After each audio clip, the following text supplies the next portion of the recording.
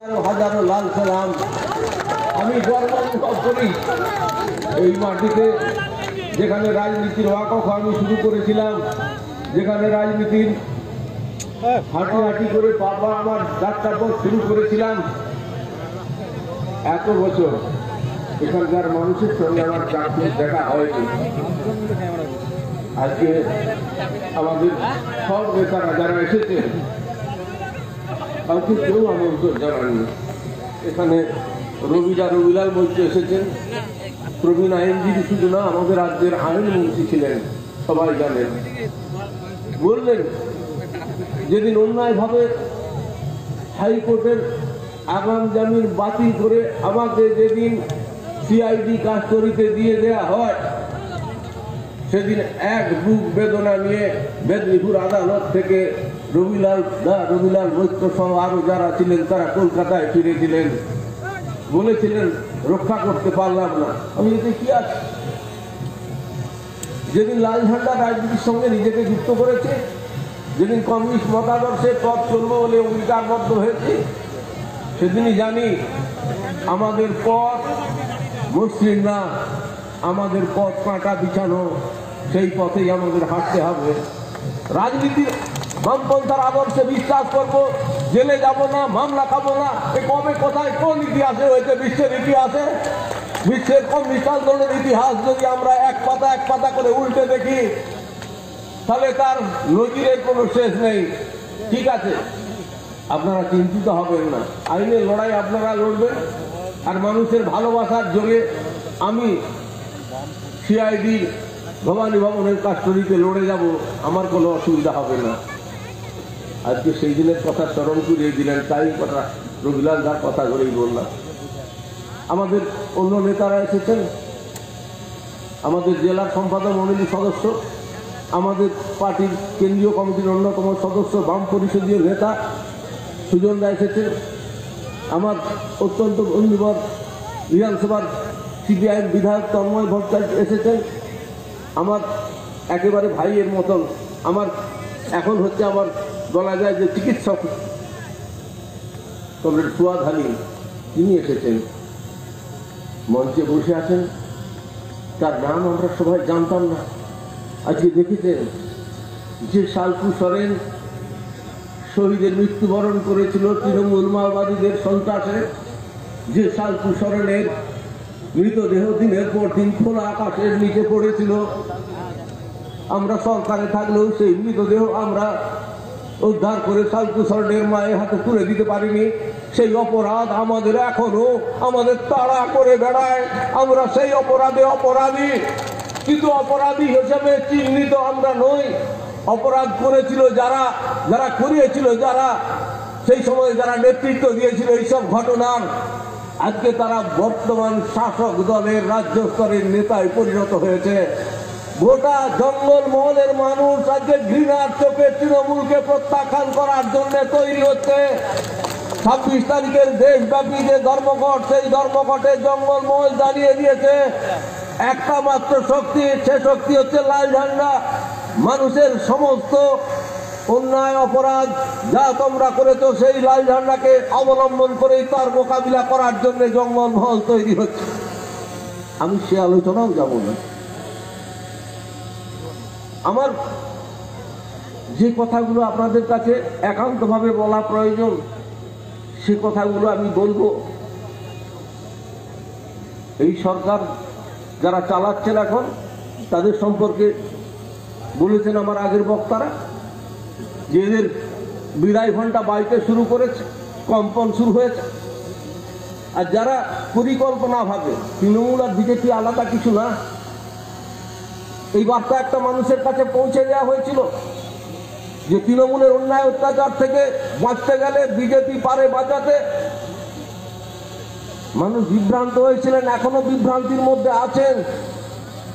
যখন খবর পাই এলাকার থেকে যে তারা বলছেন তৃণমূল থেকে বাঁচতে গেলে বিজেপি ঝান্ডা ধরতে হবে, আমি তো আরো সর্বনাশ। তৃণমূল এত খারাপ তার সম্পর্কে ব্যাখ্যা করা যায় না, কিন্তু তার চেয়ে 100 গুণ 1000 গুণ খারাপ হলো বিজেপি নামক দলটা। এ দলটার এত খারাপ তা ব্যাখ্যা করা আরো কঠিন। সে ব্যাখ্যা করতে গেলে অনেক সময় লাগবে। তৃণমূল কংগ্রেস যেদিন শাসন ব্যবস্থা এসেছে গোটা রাজ্যটার 12টা বাজিয়েছে। একটা ঢপবাজের সরকার চলছে আমাদের রাজ্যে, আর গোটা দেশে সরকার চলছে একটা ধাপ্পাবাজের সরকার, তার নাম বিজেপির সরকার। 14 সালে ক্ষমতায় এসেছিলেন আজকে দিনের স্বপ্ন দেখিয়ে, 16 সালে নোট বাতিল, জোর করে জিএসটি চাপিয়ে দিয়ে গোটা দেশের অর্থনীতিকে বরবাদ করার ব্যবস্থা করে 2-3টে পরিবার, আদানি আম্বানিদের মতন 2-3টে পরিবার তাদের সেবা করার ব্যবস্থা করেছেন রাষ্ট্রশক্তি যাদের হাতে পরিচালিত তারা। আজ তারা এলাকায় পদচারণা করছেন। এই কিছুদিন আগেও আমরা শুনতে পেতাম দম্ভ করে বলা হচ্ছে বাংলায় লাল ঝান্ডা নেই। এখন যত রাত গিয়ে পড়েছে সকলেরই লাল ঝান্ডার উপরে, যে লাল ঝান্ডাই হলো আসল শক্তি, লাল ঝান্ডাই হলো মানুষের আসল ভরসা। তাই লাল ঝান্ডার আতঙ্কে ভুগতে শুরু করেছেন। আমি আমার অন্য মূল কথায় যাওয়ার আগে আমি বলবো, আগামী দিন লাল ঝান্ডার দিন। লাল ঝান্ডা নিছক একটা ঝান্ডা নয়, অন্যায়কারীর বিরুদ্ধে চোখে চোখ রেখে আমাদের হিসাব বুঝে নেওয়ার ঝান্ডা, অত্যাচারের বিরুদ্ধে রুখে দাঁড়ানোর ঝান্ডা, ইজ্জত রক্ষার ঝান্ডা, অধিকার রক্ষার ঝান্ডা, দাবি আদায়ের ঝান্ডা, লাল ঝান্ডা। সেই ঝান্ডা নিয়েই আমরা সামিল হব। একদিকে থাকবে লাল ঝান্ডা, আরেকদিকে অন্য সব ঝান্ডা। দেখা যাবে কার কত হিম্মত। আমরা যে মেদিনীপুর জেলার স্বাধীনতা আন্দোলনের গৌরবপূর্ণ অধ্যায় পালন করেছিল, সেই মেদিনীপুরের মাটিতে দাঁড়িয়ে আপনারা কি আমার সঙ্গে সহমত হবেন যে মেদিনীপুর থেকেই আমরা আবার একদিকে লাল ঝান্ডা আর একদিকে সব ঝান্ডাটাকে লড়ে নেওয়ার জন্য তৈরি হব? কি পারবেন আপনারা? পারবেন? আমি সেই জন্য আমার নেতাদের বলেছিলাম, আমি যেদিন যাব তোমরা কোনো আনুষ্ঠানিক সভার আয়োজন করবে না। আমি মানুষের কাছে আমার সেই আবেদন রাখবো, সেই আবেদনে মানুষ কি সাড়া দেয়। যদি দেখি মানুষের সেই আবেদনে স্বতঃস্ফূর্তভাবে মানুষ আরেকবার উঠে দাঁড়ানোর জন্য, ঐক্যবদ্ধ সংগ্রামের জন্য তৈরি, তাহলে আরেকবার এসপার উসপার লড়াই আমরা সামিল হব। কিন্তু সেই কথা বলার জন্য আমি আজকে আসিনি। আমি এসেছি আজকে যে কটি কথা আপনাদের সামনে অত্যন্ত বিনয়ের সঙ্গে নিবেদন করতে, যে অনেকেই জানেন না, এখনো অনেকেই বলেন যে নাকি মাটির নিচে মাটি খুললেই নাকি এখনো গন্ধ বেরোবে। কোথাও কোথাও এরকম কথা কানে আসে, সম্মিলিত হয়ে যায়। হ্যাঁ জানি, প্রচার মাধ্যমকে ব্যবহার করে এরা চেয়েছিল আমাকে যাবজ্জীবন জেলের মধ্যে ভরে দিতে। কিন্তু কখনো মিথ্যা কখনো শেষ কথা বলে না, ষড়যন্ত্র কখনো শেষ কথা বলে না। সত্য সত্যই থাকে, সত্যকে মিথ্যা হিসাবে প্রতিপন্ন করা যায় না স্থায়ীভাবে। সাময়িক করা যায়, স্থায়ীভাবে করা যায় না। 14 দিনের মধ্যে 11 দিন সিআইডির হেফাজত। সেই হেফাজতে থাকার সময় আমি লিখেছিলাম সেসব কথা, সেসব লেখা নিয়ে অনেক কথা আছে, ঘরে বাইরে আমি সে আলোচনা করতে আসিনি। আমি বলেছিলাম যে একটানা হাতলবিহীন চেয়ারে বসিয়ে 30 ঘন্টা 32 ঘন্টা জেরার নামে যে মানসিক অত্যাচার করা হয়েছিল, তার কি উদ্দেশ্য ছিল জানেন? 5টা টিম করা হয়েছিল। প্রত্যেকটা টিম 8 ঘন্টা করে জেরা করবে একটানা। সেই 8 ঘন্টা শেষ হলে পরের আরেকটা টিম 8 ঘন্টা, এইভাবে চলতে থাকবে। সেই টিমে একজন ডিএসপি র্যাঙ্কের সিআইডির অফিসার, একজন ইন্সপেক্টর, একজন সাব ইন্সপেক্টর, 3 জন থাকবেন। ক্রমাগত তারা জেরা করবেন, আর তাদের সঙ্গে মাঝে মাঝে যোগ দেবেন ডিজি, আইজি, ডিআইজি, এই পদাধিকারীরা, তারাও প্রশ্ন করবেন।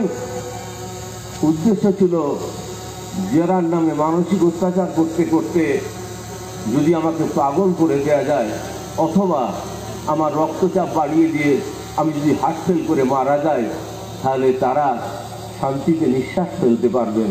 আমার কথা না। এই জিজ্ঞাসাবাদ চলার সময় যখন বেলা 12টা থেকে জিজ্ঞাসাবাদ শুরু হয়েছে, সারাদিন চলছে, সারা রাত চলছে। ভোরের দিকে যখন একজন ডিএসপি র্যাঙ্কের অফিসার, তিনি একটু বাইরে গেছেন, টয়লেটে গেছেন, সেই সময় যিনি সাব ইন্সপেক্টর তিনি বোধহয় ধূমপান করার জন্যে বাইরে গেলেন। সেই সময় আমার কানে কানে যিনি ইন্সপেক্টর ছিলেন, তিনি বোধহয় বামপন্থী মনোভাবাপন্ন, তিনি বললেন, স্যার, পরিকল্পনা ভয়ঙ্কর, ষড়যন্ত্র ভয়ঙ্কর, আপনাকে এরা বাঁচতে দেবে না। আপনি যদি একমাত্র বাঁচার উপায়, যদি আপনি অজ্ঞান হয়ে যান, ভাঙ করে চেয়ার থেকে পড়ে যান, তাহলে সাময়িক জেরা বন্ধ হতে পারে। আমি বললাম, সেই অফিসারকে আমি কৃতজ্ঞ আপনার এই কথা আমাকে বলার জন্যে, কিন্তু জেনে নিন আমরা বামপন্থী, আমরা কমিউনিস্ট মতাদর্শে বিশ্বাসী, আমরা কখনো মিথ্যার আশ্রয় গ্রহণ করব না। আমার যতক্ষণ পর্যন্ত আমার ক্ষমতা থাকবে আমি জিজ্ঞাসাবাদ আমি চালিয়ে যেতে সাহায্য করব পুলিশকে। যখন পারবো না তখন সবাই বুঝতে পারবেন আমি আর পারছি না, কিন্তু মিথ্যার আশ্রয় আমি নেব না। ভোর 4টের সময় এই কথা উনি বলেছিলেন। তারপরে সেই জায়গা চলতে থাকলো। যখন সন্ধ্যে 6টার সময়, যখন আমার ব্লাড প্রেশার 160/120, 180/120, যখন এমনভাবে ঘাম দিতে শুরু করেছে মনে হবে কেউ মাথায় জল ঢালছে, তখন রশিদ খান বলে একজন ডিএসপি জিজ্ঞাসাবাদ করছিলেন। উনি খুব পুরানো অফিসার ওই দপ্তরে, যে রশিদ খানের নামের সঙ্গে খাদিম হত্যা মামলার তিনি ছিলেন ইনভেস্টিগেশন অফিসার। সেই সময় তার নাম গোটা রাজ্যব্যাপী মানুষের পরিচিত হয়েছিল।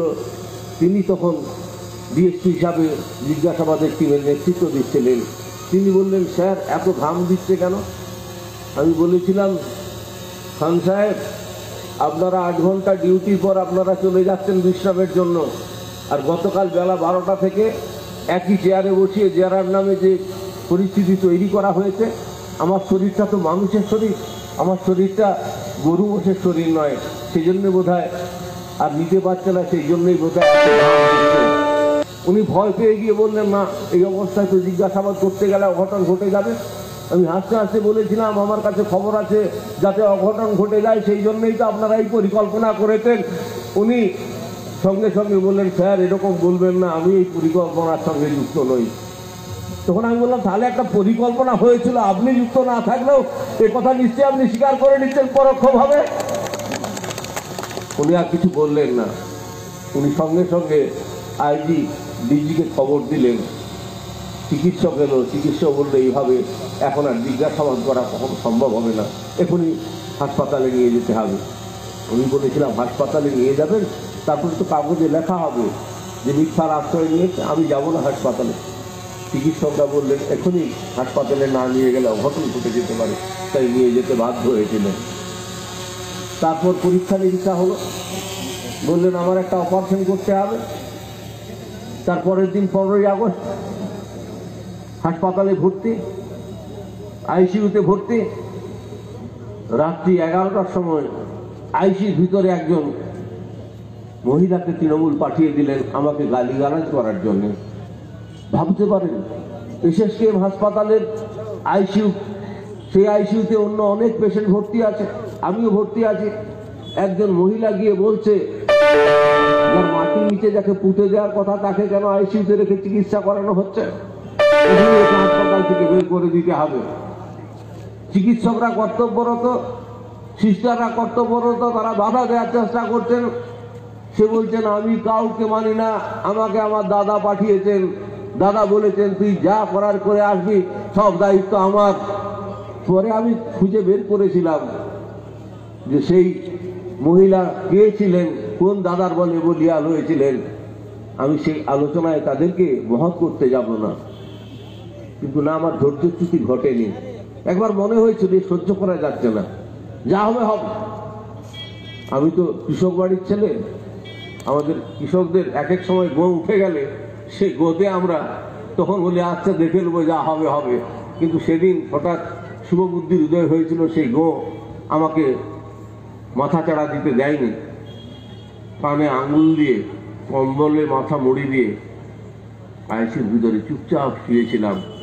সেই মহিলা গালিগালাজ করতে করতে ক্লান্ত হয়ে যখন বেরিয়ে গেলেন, তারপর আমি কম্বল থেকে মুখ খুলে কর্তব্যরত যারা গ্রুপ ডিস্টা তাদেরকে জিজ্ঞেস করেছিলাম, এখানে যাত্রাপালা শেষ হয়েছে?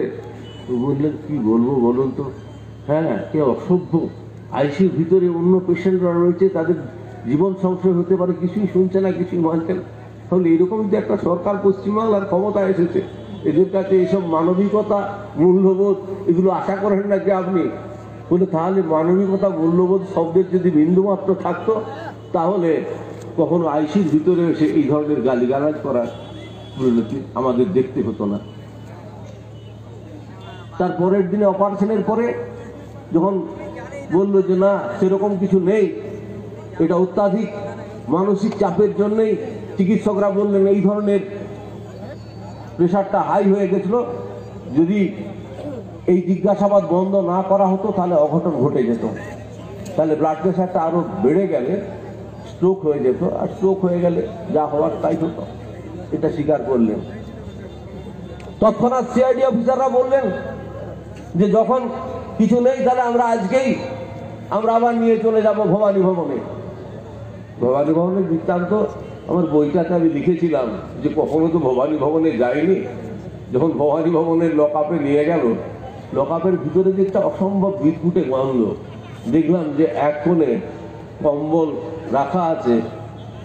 আমি বললাম এই কম্বলগুলো, বললে এগুলোই আপনার শোয়ার জন্যে। বোধহয় কম্বলগুলো কত বছর আগে কেনা জানি না, কোনোদিন ধোয়া হয়েছে বলে জানা আমার নেই, যারা ছিলেন তারাও বলতে পারলেন না। একধারে রেখে খালি মেঝেতে। জল চাইলে বললো সবারই জন্যে ওখানে একটা ভাঙা মগ, একটা ভাঙা বালতি আছে, তাতেই বাথরুম, তাতেই খাবার জল, তাতেই সব খেতে হয়। আমি বললাম তাহলে জল খাবো না, এখন থেকে অনশন। যাক, তখন আমি বিধায়ক ছিলাম বলে আমার জন্য বাইরের থেকে জল, বোতলে জল দেবে, জল খাওয়া হয়ে গেলে সেই বোতল আবার নিয়ে চলে যাবে, বোতল সামনে রাখবে। সেদিন যেদিন নিয়ে গেছিল, সেদিন রাতে নিয়ে যাওয়ার পরে খাবার নিয়ে এলো, ভাত, কচু কাঁকরোলের তরকারি। শুনেছেন কখনো কচু আর কাঁকরোল দিয়ে তরকারি হয়? আর ডালের ঝোল। ও শব্দটা শুনে আপনারা ভাবছেন ডালের ঝোল কিরকম হয়। আসলে কলাইবিহীন ডাল বললে অনেকে রাগ হতে পারে, সেই জন্য ডালের ঝোল। আমি দেখলাম ভবানী ভবনের লকআপে ওটাই খাদ্য।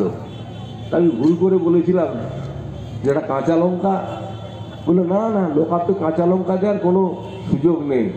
ঠিক আছে। সেদিন ডাক্তাররা পিজি হাসপাতাল থেকে নিয়ে দিলেন না, আমাকে রেখে দেওয়া হলো।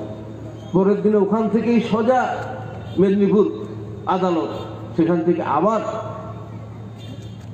পুলিশ সিআইডি লকআপ, 11 দিন ছিলাম। তারপরে জেল হেফাজতের নির্দেশ দিল। সব মিলিয়ে প্রায় 181 দিন আমি জেলের মধ্যে ছিলাম।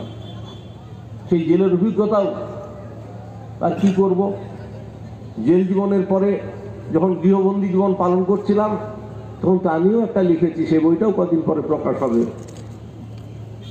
আমি জেল থেকে বেরিয়ে লিখতে গিয়ে বললাম, জেল হলো অঘোষিত একটা বিশ্ববিদ্যালয়। এত কিছু জেলে গিয়ে শেখা যায় যা জেলের বাইরের থেকে অনেক জানার কিছু উপায় নেই। সে অনেক দীর্ঘ আলোচনা। জামিন হলো, কলকাতা আদালত জামিন দিল না। সেই জামিনের বিরুদ্ধে উচ্চ আদালতে আপিল করার কথা, কিন্তু সেখানেও ঘরে যন্ত্রণা, বাইরে যন্ত্রণা, সিদ্ধান্ত হলো না, উচ্চ আদালতে যাওয়া হবে না। আপনাদের ভালোবাসা, আপনাদের শুভেচ্ছা, এই আপনাদের মতন অনেক আমার হিতাকাঙ্ক্ষী যারা আছেন, তাদের প্রচেষ্টা। আর একজন, তিনি মাথার উপরে তার হাত রেখেছিলেন, তিনি যদি আমার পাশে সেই হাত বাড়িয়ে না দিতেন, তাহলে জানি না আমি জেল থেকে আমার পক্ষে বেরোনো সম্ভব হতো কিনা। তিনি আজ নেই, তিনি প্রয়াত হয়েছেন। আমার লেখা বইয়ের মধ্যেও তার কথা লেখা আছে। কোনো সম্পর্ক ছিল না রাজনীতির, কোনো ব্যক্তিগত সম্পর্ক ছিল না, আত্মীয়তার সম্পর্ক ছিল না। কেন স্নেহ করতেন আমি একদিন জিজ্ঞেস করেছিলাম। তিনি আমাকে বলেছিলেন, স্নেহ ভালোবাসার কোনো ব্যাখ্যা হয় না।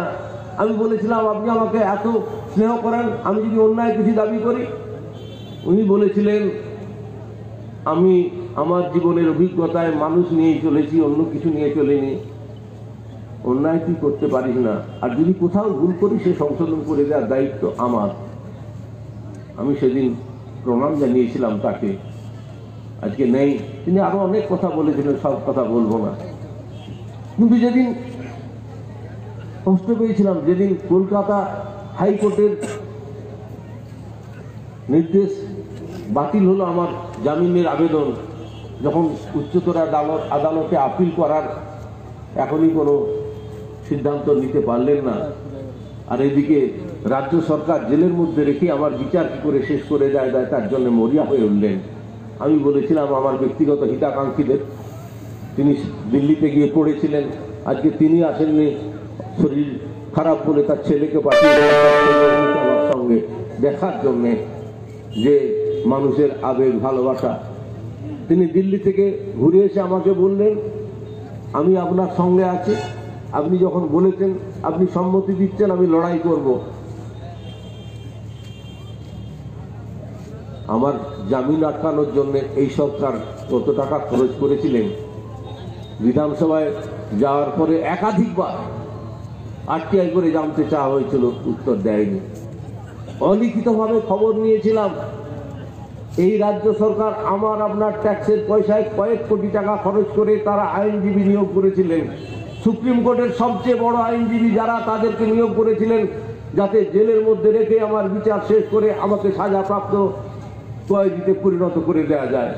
কিন্তু কেস যেহেতু সাজানো, সর্বোচ্চ আদালতের বিচারক তিনি বললেন, যে ঘটনার একবার বিচার সম্পন্ন হয়ে গেছে, যে ঘটনার বিচার করবেও কোনোদিন কখনো এক মুহূর্তের জন্য সুশান্ত ঘোষের নাম উচ্চারিত হয়নি, না করেছে আসামি পক্ষ, না করেছে অভিযুক্ত পক্ষের সাক্ষীরা, তাহলে তাকে কি করে দোষী সাব্যস্ত করব আমি? আর এটা তো চতুর্থ অভিযোগ, একই ঘটনায় 3টা এফআইআর অভিযোগপত্র দাখিল হয়েছে পুলিশের কাছে, এটা তো চতুর্থ। তাই তিনি জামিন দিয়ে দেবেন। যখন জামিন দিয়ে দেবেন, তখন ভারতবর্ষের 3 জন সর্বোচ্চ আইনজীবী, 5 জনের মধ্যে যে 3 জন, গোপাল সুব্রমণিয়াম, উদয় ললিত, নাগেশ্বর রাও, ঝাঁপিয়ে পড়ে বললেন, হুজুর জামিন যখন দিবেনই, একটা অনুরোধ রাজ্য সরকারের পক্ষ থেকে, যাতে জেলায় যেতে না পারে সেই অর্ডারটুকুন যেন এতে লিখিতভাবে থাকে। সেই অর্ডার আমার জেলা আসা বন্ধ করে দিল। ভাবতে পারেন, আজকে 9 বছরের প্রায় বেশি, 2021-এ 10 বছর সম্পন্ন হবে জুন মাস, আমি জেলায় আসতে পারিনি।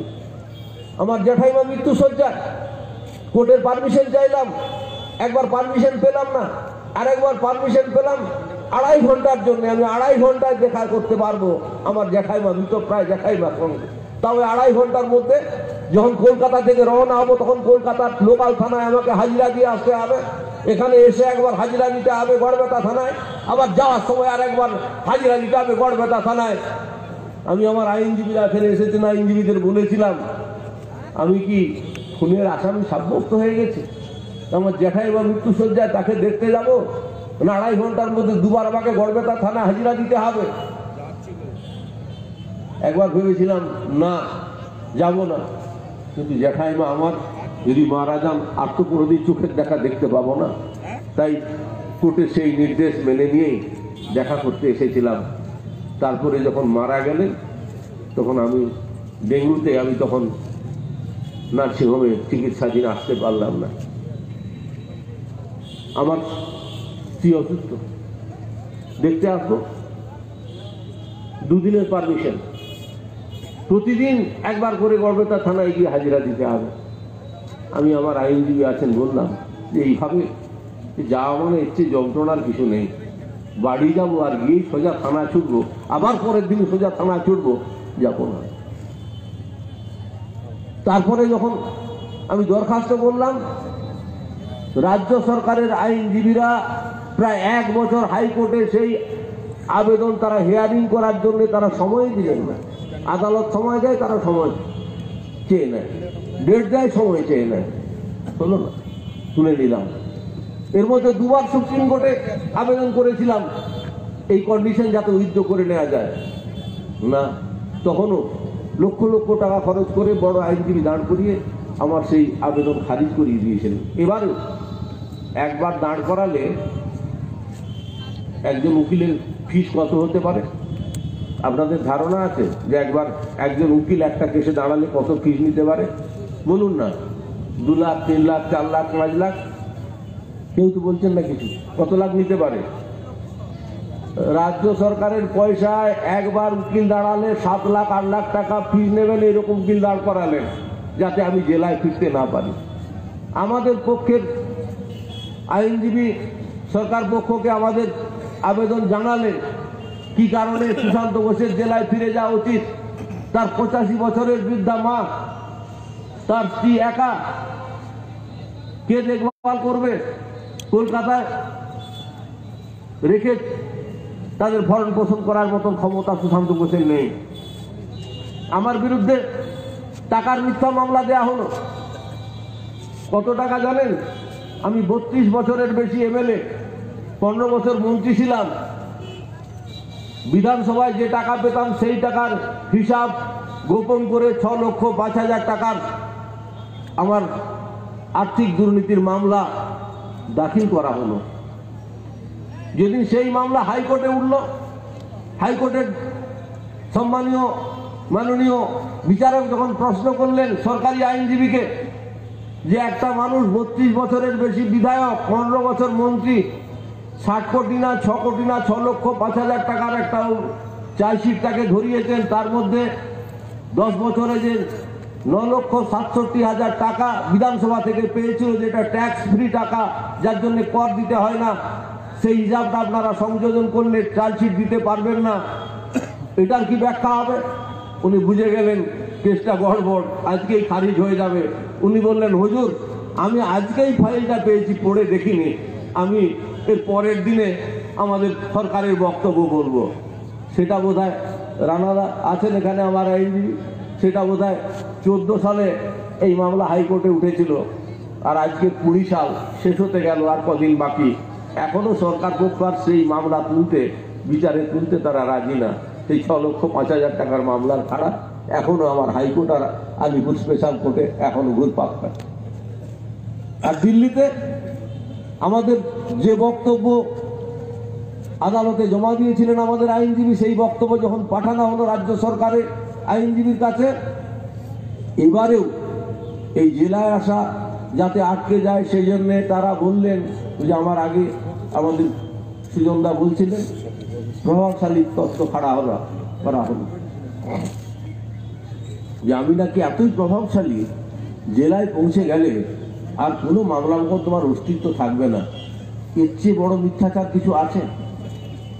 অরবিন্দ দা তার সভাপতির বক্তব্য শুরু করতে যাওয়ার সময় বলেছেন, একজন আছেন বলুন যার সঙ্গে আমি আমার যখন মন্ত্রী ছিলাম, এমএলএ ছিলাম, যার সঙ্গে আমি আমার ক্ষমতার দম্ভের কোনো ব্যবহার দেখিয়েছি? একজন বলুন দাঁড়িয়ে যে সুশান্ত ঘোষ আপনি খারাপ আচরণ করেছিলেন, আমি রাজনীতি ছেড়ে চিরতরে অবসর নিয়ে চলে যাব। আমি মার্ক্সবাদ লেনিনবাদের পণ্ডিত লোক নই। আমি আমার বাবার কাছ থেকে, জ্যাঠার কাছ থেকে, যারা আমাকে রাজনীতিতে হাত ধরে নিয়ে এসেছিলেন, 86 বছরের বৃদ্ধ কমরেড নন্দদুলাল ঘোষ, তিনিও আমার পেশাটাকে আসামি করে দেওয়া হয়েছিল, তাকেও পালিয়ে বাঁচতে হয়েছিল অনেক দিন, বছরের পর বছর আত্মগোপন করতে হয়েছিল। আমাকে হাত ধরে নিয়ে এসেছিলেন কমরেড শঙ্কর সাউ, তিনিও আজকে এখানে আছেন, বয়স্ক মানুষ। আমাকে কোনোদিন শেখাননি, আদর্শের কথা শিখিয়েছিলেন, নীতির কথা শিখিয়েছিলেন। আর আমার বাবা আমাকে শিখিয়েছিলেন মানুষের সবার ভালো করতে পারবে না, কিন্তু কারো কোনোদিন জ্ঞান তো খারাপ করবে না। আর যা কাজ করবে প্রথমে নিজের বিবেকের কাছে জবাব দিয়েছে নেবে, যা করছো তা ঠিক করছো কি খারাপ করছো। যদি নিজের বিবেক সায় দেয় তাহলে সেই কাজ অত্যন্ত দৃঢ়তার সাথে করবে, পিছন ফিরে তাকাবে না। তাই আমি যা করি, যদি আমার বিবেক সায় দেয় সেই কাজ আমি দৃঢ়তার সাথে করি। কঙ্কাল কাণ্ডের ঘটনা কেন বেড়াচ্ছে? আমরা কঙ্কাল কাণ্ড, যেখানে কঙ্কালের নামে কিছু হাড়গোড় উদ্ধার করা হয়েছিল, সেই কঙ্কালের হাড়গোড় কার, সে পরীক্ষার রিপোর্ট হয়তো বিচার পর্বে উঠবে। যারা ডিএনএ টেস্ট করেন বিশেষজ্ঞরা, তারা বলেছেন যে পদ্ধতিতে ডিএনএ রিপোর্ট করা হয়েছে এটা সম্পূর্ণ গায়ের জোরে মেলানো হয়েছে। তবে এটা একমাত্র যখন বিচার পর্ব চলবে তখনই এর সমাধান হতে পারে, অন্য সময়ের সমাধান হতে পারে না। আমি সে আলোচনাতেও যাব না। যেখানে হাড়গোড়গুলো মাটির থেকে তোলা হলো, যখন হাড়গোড় তোলা হলো, আমাদের আগের বক্তারা বলেছেন আচ্ছা, কোন পৃথিবীর এই মানুষ আছেন? বুদ্ধিমান মানুষের কথা নয়, আহাম্মক মানুষ আছেন যে একটা মানুষের দেহ মাটির নিচে 10 বছর থেকে পচে গিয়ে হাড়গোড় টুকরো টুকরো হয়ে গেল, আর সুতির কাপড়ের তৈরি গেঞ্জি আর আন্ডারওয়্যার সে দুটো অক্ষত থেকে গেল, নূতন থেকে গেল? কোন আহাম্মক আছে? গোটা বাংলায় একজনও আছে যে এই কথা বিশ্বাস করে? কিন্তু না, মিডিয়া সেই কথা বিশ্বাস করানোর জন্য মিডিয়া ট্রায়াল বলে একটা শব্দ আছে করানোর জন্য অহরহ বুঝিয়েছিলেন। কিন্তু এখানে অনেক মিডিয়ার বন্ধুরা আছে দায়িত্ব নিয়ে বলছে, যেখানে হাড়গোড় গুলোর নাটক করা হয়েছিল, সেই হাড়গোড় গুলো যেখানে পাওয়া গেছিল বলা হয়েছে দাসের বাঁধে, তার হাফ কিলোমিটারের মধ্যে দুদিকে দুটো গ্রাম, একটার নাম মল্লিকডাঙ্গা, একটার নাম গোলকদেরাইমা। আর সেই হাড়গোড় যেখানে দাসের বাঁধে পাওয়া গেছিল সেখান থেকে 1.5 থেকে 2 কিলোমিটার দূরে আমার গ্রামের নাম বেড়াচাবড়া।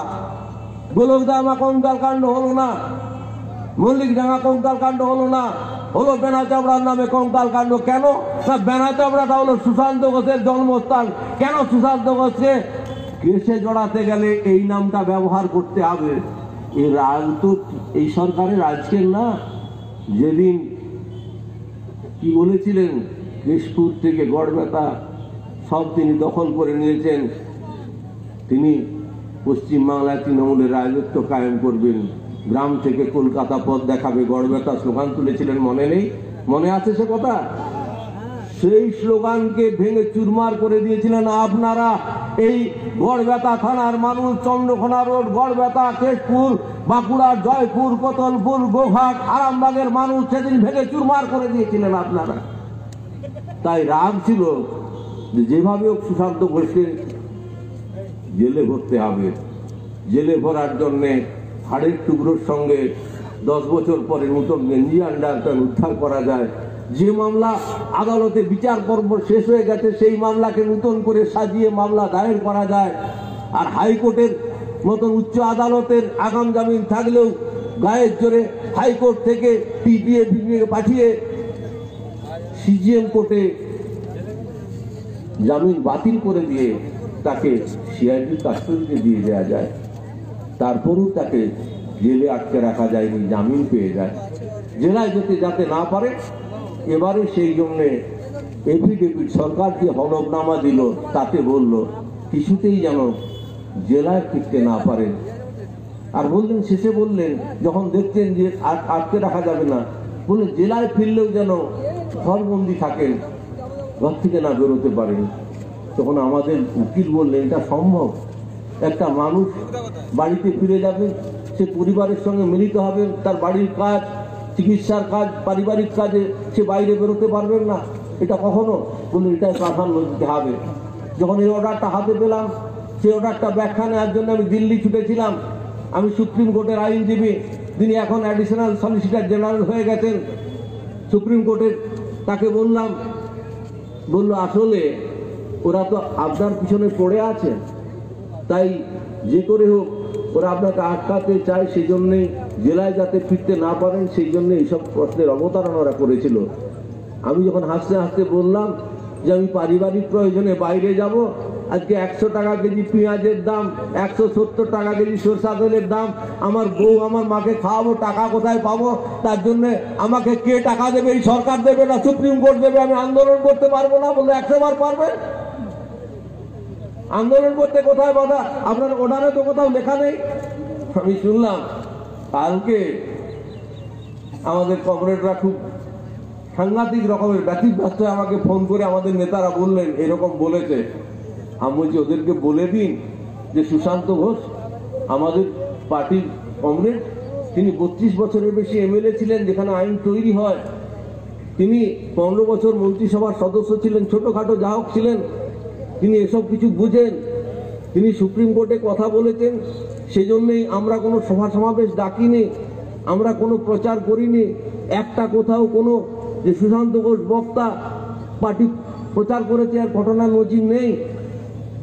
আমি তাও বলে এসেছিলাম এই ঘটনার পুরো ক্যাসেট আমি অ্যাডিশনাল সলিসিটর জেনারেলকে পাঠিয়ে দেবো, তিনি দেখে রাখবেন।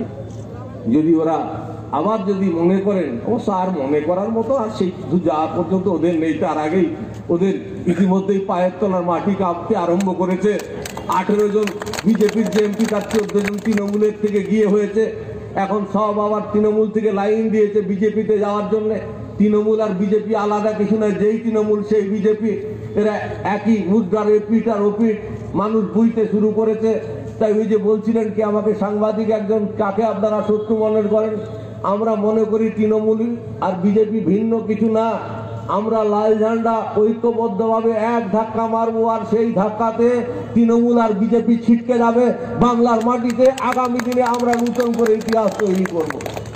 অনেক টাকা আছে কোনো কোনো রাজনৈতিক দলের কাছে, টাকা দিয়ে তারা সব কিনে নিতে চান। ইতিমধ্যেই তাদের সব বর্গীদের আমদানি হয়েছে, ধরাধরীদের আমদানি হয়েছে। আমি কারো নাম নির্দিষ্ট করে বলছি না, যা বলছি তারা আপনারা তাদের কথা বুঝতে পারবেন। তারা সব এসে তারা হুঙ্কার ছাড়তে আরম্ভ করেছে। এসব হচ্ছে নকল যুদ্ধ। তৃণমূল বিজেপির যুদ্ধ কিরকম জানেন? আমি অনেক আগে বলতাম, 10 বছর তো আপনাদের সামনে আসিনি, বলিনি। আমি যখন ছোটবেলায় ক্লাস 5-এ পড়ি, তখন আমার এক কৃষ্ণদা দাদা আমাকে এক যাত্রা দেখাতে নিয়ে গেছিল। সেই যাত্রা ছিল পৌরাণিক পালা, রাম রাবণের যুদ্ধের দৃশ্য ছিল। দেখলাম আর রাম আর রাবণ মঞ্চে যুদ্ধ করছে, মনে হচ্ছে এক্ষুনি মেরে দেবে। হ্যাঁ, রাবণ ভাবছে এখনই রামকে মেরে দেবে, কিংবা রাম এখনই রাবণকে শেষ করে দেবে। ও মা, অনেকক্ষণ যুদ্ধ চলার পরে কেউ মরল না, দৃশ্যটা শেষ হয়ে গেল। তারপরে আবার দৃশ্য শুরু হবে, তারপরে ওই যে ড্যান্স হতো না তখন একটা দৃশ্য, এখন আর এইসব হয় না, জানি না, আমি অনেকদিন যাত্রা দেখি। তারপরে আমার কৃষ্ণদাদা বাইরে গেছিল, সে আমাকে শুন শুন শুন শুন কেন হাই দেখ, মঞ্চে রাম আর রাবণ যুদ্ধ করছিল, মনে হচ্ছিল একে মেরে দিবে ওকে মেরে দিবে, আর দেখ দুজনে একটা বিড়ি ভাগ করে খাচ্ছে। হ্যাঁ, এই হচ্ছে তৃণমূল আর বিজেপি, হচ্ছে এদের যুক্তি এক জায়গায় হয়, এক মিডিয়ে এরা দুজনে খায়। আর লাল ঝান্ডার ভূত দেখে এরা কি করে লাল ঝান্ডাকে শেষ করে দেওয়া যায় সেই জন্য এরা চক্রান্ত করে। সে এরাই যুক্তি করে মানুষকে বলে তৃণমূলের অত্যাচার থেকে বাঁচতে বিজেপি হোক, আর বিজেপির লোকেরা বলে আগে আমাদের দেখো তারপরে তোমরা লাল ঝান্ডাকে দেখবে। আর সেই কথা শুনে আমাদের কিছু মানুষ তারা ভাবে বোধহয় ওটাই পথ। আমি যাই সেসব কথা, তা আমি বলেছি ভাই এটা পথ না, এটা চরম আত্মহননের পথ। এই পথে কখনো পা বাড়িও না। আমাদের রাজ্যে নয়, গোটা দেশ জুড়ে আছে যে কৃষকরা মানুষের মুখে অন্নের যোগান দেয়, যারা আমাদের অন্নদাতা, আজ তাদের পেটে লাথি মেরেছে দিল্লির সরকার। আর সেই লাথি যখন মানলো, তখন রাজ্যের সরকার 7 দিন ধরে একটি শব্দ উচ্চারণ করেনি। যখন দেখেছে গোটা দেশ উত্তাল হয়ে গেছে, লক্ষ লক্ষ কৃষক দিল্লি ঘেরাও করে ফেলেছে, যদি কয়েকদিনের মধ্যে এই আইন যদি প্রত্যাহার করে না নেওয়া হয়, তাহলে গোটা দিল্লি ভারতবর্ষের রাজধানী স্তব্ধ হয়ে যাবে। কেন্দ্রের সরকারের পুলিশের এত গুলি নেই যেগুলি দিয়ে লক্ষ লক্ষ কৃষকের বুক ঝাঁঝরা করে দিতে পারে। আর বাংলাতেও আবার সেই লাল ঝান্ডার নেতৃত্বেই আবার যখন জেগে উঠছে, যখন জেগে উঠছে, তখন এখন তৃণমূল কংগ্রেসের সরকার, তৃণমূল কংগ্রেস দল বলছে আমরাও কেন্দ্রের কৃষি আইনের বিরুদ্ধে। এতদিন মুখে কুলু পেটেছিল, এখন দেখেছে ঠেলার নাম বাবাজি। গোটা দেশে কৃষক আন্দোলন উত্তাল হয়েছে। আর এই রাজ্যেও 26 তারিখে ধর্মঘট প্রমাণ করে দিয়েছে লাল ঝান্ডা ছিল, লাল ঝান্ডা আছে, লাল ঝান্ডা থাকবে। কারো ক্ষমতা নেই লাল ঝান্ডাকে সরিয়ে দিতে পারে। আমাদের রাজ্যেও কৃষকরা দিল্লির এই কৃষক আন্দোলনে সামিল হওয়ার জন্যে 8 তারিখে, এই 8ই ডিসেম্বর, আজকে হলো 6 তারিখ, আমরা ধর্মঘট, দেশব্যাপী যে ধর্মঘট, সেই ধর্মঘটে আমরা রাজ্যেও সামিল হব, আমাদের কৃষক নেতারা ঘোষণা করেছেন। আর অবসর নেই, অনেক আড়ষ্টতা আছে এখনো, আমি জানি। আজকের এই আবেগের ভালোবাসার উপস্থিতিতে যাতে ব্যাঘাত ঘটানো যায়, সেজন্য 2 দিন ধরে কারা চক্রান্ত করেছে, কারা এলাকায় এলাকায় ধমক চমক দেওয়ার ব্যবস্থা করেছে, সেসবের প্রতিটি অক্ষর আমার কাছে সেই খবর চলে গেছে। এখন তো সব ওই যে হাতে আছে না, এসব দেখছেন না, সঙ্গে সঙ্গে খবর আর তার ছবি পাঠিয়ে দেয়, দাদা দেখো এখন এদের এত দম্ভ। আমি যে ওদেরকে বল, ওদের নেতারা ক্ষীরননি খেয়ে তারা তো বিজেপির তলায় আশ্রয় নেওয়ার জন্য পালাচ্ছে, তা ওরা কোথায় যাবে? ওদের যদি বাংলায় থাকতে হয়, ইজ্জত নিয়ে থাকতে হয়, মাথা উঁচু করে বাঁচতে হয়, শান্তিতে বাঁচতে হয়, তাহলে লাল ঝান্ডার সঙ্গে আজ হোক কাল হোক পরশু হোক ওদেরকে আসতেই হবে। লাল ঝান্ডা ছাড়া অন্য কোনো ঝান্ডা নেই যে ঝান্ডা ওদেরকে রক্ষা করতে পারে। কি আপনারা মনে করেন তো লাল ঝান্ডাই আমাদের বাঁচাল লড়াইয়ের অধিকার? মনে করেন আপনারা? তাই লাল ঝান্ডাকে যারা ভালোবাসেন তারা আমাকে ভালোবাসেন, লাল ঝান্ডাকে ভালোবাসেন বলেই তারা আমাকে ভালোবাসেন। আজকে তারা হাজারে হাজারে আজকে উপস্থিত হয়েছেন ভালোবাসার টানে, আবেগ উচ্ছ্বাসের টানে তারা এখানে এসেছেন। এই কথাটা, এই বার্তাটা নিয়েই ফিরতে হবে। আমি কমরেডদের কাছে বলেছিলাম যে আমাদের সভা শেষ করতে হবে তাড়াতাড়ি, আমরা দীর্ঘায়িত করব না। সেই সভাকে শীতের দিন অনেক দূর দূর থেকে যারা এসেছেন তাদের ফিরবেন, তারা ঐক্যবদ্ধভাবে সংগঠিতভাবে যারা ফিরবেন। আর 8 তারিখের কর্মসূচি সহ আগামী দিনে যে রাজনৈতিক লড়াইয়ের সংগ্রামে আমরা অবতীর্ণ হতে যাচ্ছি, সেই লড়াইয়ের প্রস্তুতি এখন থেকেই আপনাদের শুরু করতে হবে। ফিরে গিয়ে এই আহ্বান জানিয়ে, আপনাদের অভিনন্দন, লাল সালাম জানিয়ে আমার কথা শেষ করলাম। ইনকিলাব জিন্দাবাদ, সিপিআইএম জিন্দাবাদ।